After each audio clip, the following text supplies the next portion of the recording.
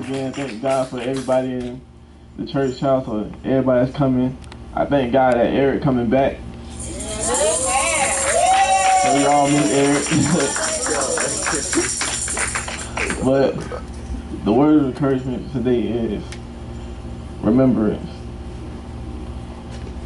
And we all got to remember where we came from.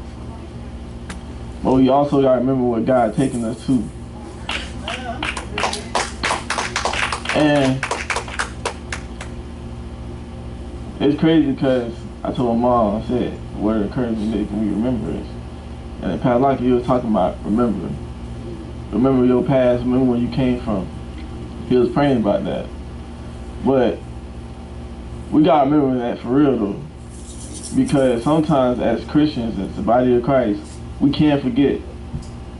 We can't forget that, oh, we can't get big-headed. Let me say it like that. We can't get big-headed. We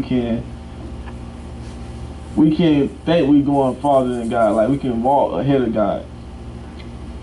We'll think we doing so much and we doing good, and then you doing it without God. That's what it start happening. You'll start doing it without God, and you walk ahead of God. You're not walking with God. So you gotta be humble and stay humble, and remember where you came from. Remember that God brought you from where you were, and you in this building right now, or you in the church house right now because of God, and He saved your soul. So you gotta remember that. You can't walk ahead of Him. You can't get big-headed, pride. You can't have that. You gotta stay humble. That's the best way to walk with God, staying humble. Cause you can't be hard-headed and trying to listen to God at the same time. It's not gonna work. Like I said, God don't pick a person that know it all. He don't pick somebody that, oh, I know everything about this and that. He pick people that don't even want to do it. That they didn't even think about doing that. They didn't even think they were finna do this. And it's true. People in the church probably don't even know what they finna do. And then God make them do it. God make them somebody that do this or that and this, and they didn't even know they were finna do it. That's how He works. So He don't pick people that just know it all, that know. He pick people that, well, I'll say like, that's willing to learn a trade. That's willing to learn something. That's willing to do God and have a zeal for God. He look for the heart. He don't look for the mind. He don't go for what you know, all you know. He don't look into all the books. Like Pastor say, ain't nothing wrong with education, but He don't look for that. There's people that back then that didn't even know how to read. He chose them. And the only thing they knew how to read was the Bible. There's people that do that. There's people that been through that. But also, one thing we gotta learn in the body of Christ, that we also gotta be prepared for the worst. We gotta be prepared. We can enjoy the ride, sit back and enjoy the ride, but it's always gonna be things coming against us. It's always gonna be the devil coming against us. Lately, I've been watching Friday the 13th, the old one. The first one, and the original one, yeah. And it's just friends, they come together.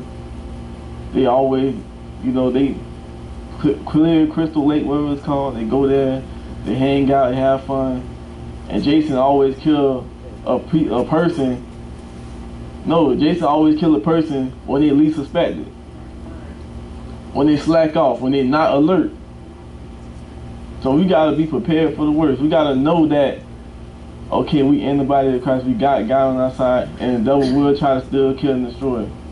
We can't slack off. You know, if a baby gazelle leave the herd, and that lion right there watching that gazelle, he gonna attack the gazelle. You know what's gonna happen? So we gotta stay with God. We gotta be prepared for this. We gotta be prepared for this. We gotta watch and pray. Oh, pray up to stay up. One of the two. Watch and pray up to stay up. Or both of them. Because you gotta be alert. You can't be lost. You can't be stuck. You can't, like I said, you can't walk ahead of God. You can walk, you can leave God, you can jump out of God's hand, and that's when the devil snatch you up. That's when the devil can come. He look for them opportunities. He look for a window of opportunity to snatch you up, to steal what you got, and to possibly, well, to most likely kill what you're doing. He don't want to just steal it. He want to kill it.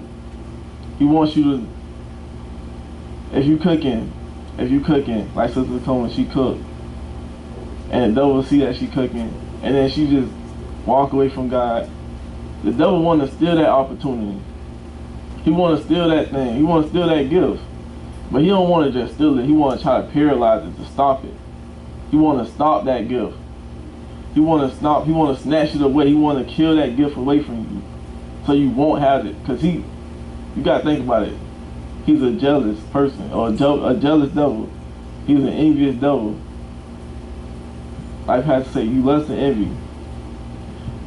So he want to steal and kill and paralyze that gift from you.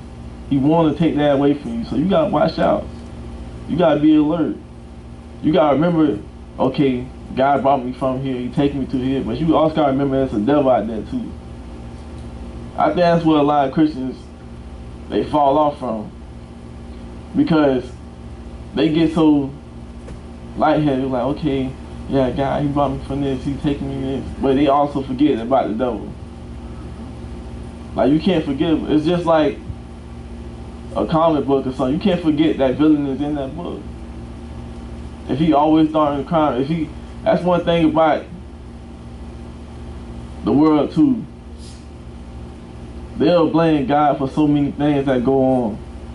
If somebody died in their family, or this happened to them, why you don't blame the devil? They don't never look at the devil. They don't never say, oh, the devil did that. They don't never. You ever thought about that?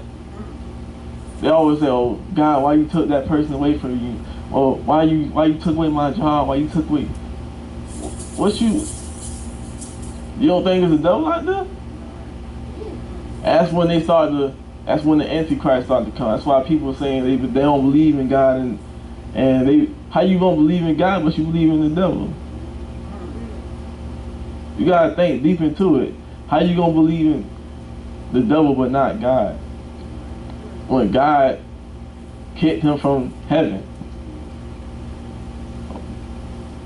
It's just something to think about. But like you were saying, you gotta remember that it's a devil out there. It's a devil that's looking for that window of opportunity to snatch what you got. It's a devil. You gotta remember this stuff. It's good to always remember where you came from, to stay humble. It's always good to remember where you're going to, where God's taking you to make you stay joyful. But it's always you gotta always remember that there's devil out there to make you prepared. To make you prepare for the worst. Everybody going through trials and tribulations. You gotta prepare for it. If a storm coming right now, you gotta prepare for it. You gotta get all the water, for the water to go out, or the water get sold out. You gotta do all this stuff ahead of time. You can't be doing it last minute. Cause you do it last minute, just like a project, you gonna rush it. You gonna rush through it, and then you try to turn it in, it's gonna be sloppy. It's gonna look lazy, and 99.5 can't do.